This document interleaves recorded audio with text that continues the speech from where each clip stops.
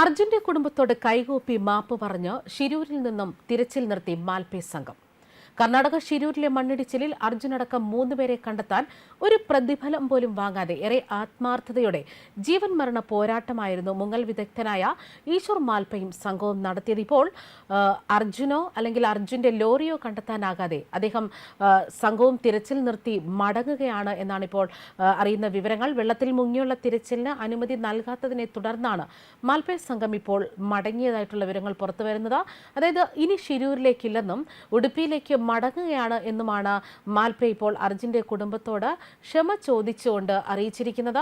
അതായത് ഡ്രഡ്ജർ ഉപയോഗിച്ച് മണ്ണ് നീക്കി പരിശോധന നടക്കുമ്പോൾ അതിന് സമീപത്തായി വെള്ളത്തിൽ മുങ്ങി പരിശോധന നടത്താനാകില്ല എന്നായിരുന്നു ഇപ്പോൾ പോലീസിന്റെയും ജില്ലാ ഭരണകൂടത്തിന്റെയും നിലപാട്. അതുമാത്രമല്ല, ഡ്രഡ്ജർ എത്തിച്ച ഗോവയിലെ കമ്പനി ഒരു ഡ്രൈവറെയും ഷിരൂരിൽ എത്തിച്ചിരുന്നു. സർക്കാർ നിയോഗിച്ചിട്ടുള്ള സംവിധാനങ്ങൾ മാത്രം അർജുൻ ഉൾപ്പെടെ മണ്ണിടിച്ചിലിൽ കാണാതായവർക്കായി തിരച്ചിൽ നടത്താൻ മതിയെന്ന് എന്ന നിർദ്ദേശമായിരുന്നു ഇപ്പോൾ അവിടെ ഉയർന്നത്. ഇതിന് പിന്നാലെയാണ് മാൽപേ സംഘം മടങ്ങുന്നു എന്ന വിവരങ്ങൾ പുറത്തുവരുന്നത്. അതായത് ഷിരൂർ ജില്ലാ ഭരണകൂടവും അർജുന്റെ കുടുംബത്തിന് വേണ്ടി തിരച്ചിലിറങ്ങിയ മാൽപേയുടെ സംഘവും തമ്മിൽ തുടക്കത്തിൽ തന്നെ അഭിപ്രായ വ്യത്യാസങ്ങളൊക്കെ ഉണ്ടായിരുന്നു. ഇതിന് പിന്നാലെയാണ് ഇപ്പോൾ മാൽപേ സംഘത്തിനോട് തിരച്ചിൽ നിർത്തണമെന്ന് സർക്കാർ ആവശ്യപ്പെട്ടത്. ഇതിന് പിന്നാലെ ഇപ്പോൾ മാപ്പ് അപേക്ഷിച്ചുകൊണ്ട് തങ്ങൾ മടങ്ങുകയാണ് എന്ന് തന്നെയാണ് ഇപ്പോൾ ഈശ്വർ മാൽപേയും സംഘവും അർജുന്റെ കുടുംബത്തോട് പറഞ്ഞിരിക്കുന്നത്. അതേസമയം ഇക്കഴിഞ്ഞ ദിവസം ഡ്രഡ്ജർ ഉപയോഗിച്ച് നടത്തിയ പരിശോധനയിൽ കണ്ടെത്തിയ ടാങ്കർ ലോറിയുടെ ഭാഗങ്ങളെല്ലാം തന്നെ ശക്തമായ സ്ഫോടനത്തിലോ മറ്റു തകർന്ന നിലയിലാണ് കണ്ടെത്തിയിരിക്കുന്നത്. അതായത് മണ്ണിടിച്ചിലിൽ ടാങ്കർ പൊട്ടിത്തെറിച്ചോ അല്ലെങ്കിൽ ഹൈടെൻഷൻ ലൈൻ പൊട്ടി പുഴയിലേക്ക് വീണ് സംഭവിച്ച സ്ഫോടനത്തിന്റെ സൂചനകളാണോ ഇതെന്നാണ് ഇപ്പോൾ സംശയിക്കേണ്ടിയിരിക്കുന്നത്. മാത്രമല്ല, വാഹനത്തിന്റെ അവശിഷ്ടങ്ങളൊക്കെയാണ് ഈ കിട്ടിക്കൊണ്ടിരിക്കുന്നത്.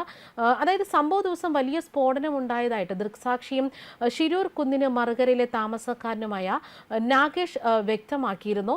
അതായത് സ്ഫോടനം ലഭിച്ചപ്പോൾ വാഹന ഭാഗങ്ങൾ കഷ്ണങ്ങളായി പൊട്ടിത്തെറിച്ചതായിരിക്കാം ഇപ്പോൾ തിരച്ചിലിനിടയിൽ എടുത്തുകൊണ്ടിരിക്കുന്നതെന്നാണ് വിവരങ്ങൾ. അതേസമയം അതായത് മണ്ണിടിച്ചിലുണ്ടായ സമയത്ത് ദേശീയപാതയിൽ നിന്ന് പുഴയിലേക്ക് അർജുന്റെ ലോറി വീഴുന്നത് കണ്ടുവെന്നും പുഴയുടെ അരികിൽ തന്നെ ഈ ലോറി ഉണ്ടാകുമെന്നുമൊക്കെ ആയിരുന്നു ദൃക്സാക്ഷി പറഞ്ഞത്. അതായത് അർജുന്റെ ലോറി പുഴയിലേക്ക് നിരങ്ങി വീഴുന്നത് കണ്ടെന്നും പുഴയുടെ അരികിൽ തന്നെ ഈ ലോറി ഉണ്ടാകുമെന്നായിരുന്നു ഷിരൂർ കുന്നിന് എതിർവശം അതായത് ഉൾവരെ ഗ്രാമത്തിൽ താമസിക്കുന്ന വിറക് ശേഖരിക്കാൻ എത്തിയ നാഗേഷ് ഗൌഡ അന്ന് നിർണായകമായ ചില വിവരങ്ങൾ പുറത്തുവിട്ടത്. അതായത് ഗംഗാവലി നദിയുടെ മറുകര പ്രദേശം മാടങ്കേരി ഉൾവരെ എന്ന് പറയുന്ന ഒരു സ്ഥലമാണ്. മത്സ്യത്തൊഴിലാളികളും ഗോത്ര വിഭാഗക്കാരുമാണ് ഇവിടെ താമസിക്കുന്നത്. ഇവിടുത്തെ വീടുകളെല്ലാം തന്നെ തകർന്ന് തരിപ്പണമായിരുന്നു.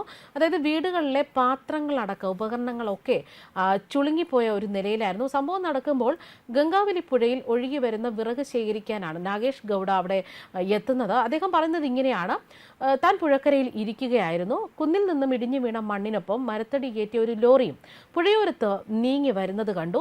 ഇങ്ങനെ വന്ന ടൺ കണക്കിന് മണ്ണ് പുഴയുടെ തീരത്തുണ്ടായിരുന്ന ചായക്കടയാണ് ആദ്യം പുഴയിലേക്ക് തള്ളിയത്. പിന്നാലെയാണ് തടി കയറ്റിയ ഒരു ലോറി പുഴയിലേക്ക് വീഴുന്നത് കണ്ടത്. ഇതേ സമയം തന്നെ കുന്നിന്റെ മുകളിലുണ്ടായിരുന്ന ഹൈ ടെൻഷൻ ഇലക്ട്രിക് പോസ്റ്റും പൊട്ടി താഴേക്ക് വരുന്നുണ്ടായിരുന്നു.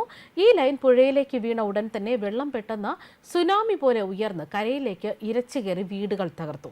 പിന്നീട് കുറെ മത്സ്യങ്ങളടക്കം ചത്ത നിലയിൽ കണ്ടെത്തി. കരയിലെ തെങ്ങുകളടക്കം നശിച്ചു. തീരത്തുണ്ടായിരുന്ന 4 കുട്ടികൾ ഓടി രക്ഷപ്പെട്ടെങ്കിലും പരിക്കേറ്റ് ആശുപത്രിയിലായി. ലോറിയുടെ പിറകുവശവും ലോറിയിലെ വിറകും മാത്രമാണ് താൻ കണ്ടതെന്നായിരുന്നു നാഗേഷ് പറഞ്ഞത്. മുൻഭാഗം കുന്നിന്റെ ഭാഗത്തേക്കായിരുന്നത് കൊണ്ട് തന്നെ ലോറിയുടെ നിറം ഏതാണ് എന്ന് തനിക്ക് മനസ്സിലാക്കാൻ കഴിഞ്ഞിരുന്നില്ല. അത് മാത്രമല്ല, തീരത്തെ കരിങ്കല്ലുകളും ഗ്രാമത്തിലെ വീടുകളിലൊക്കെ തന്നെ തെറിച്ചു വീണു.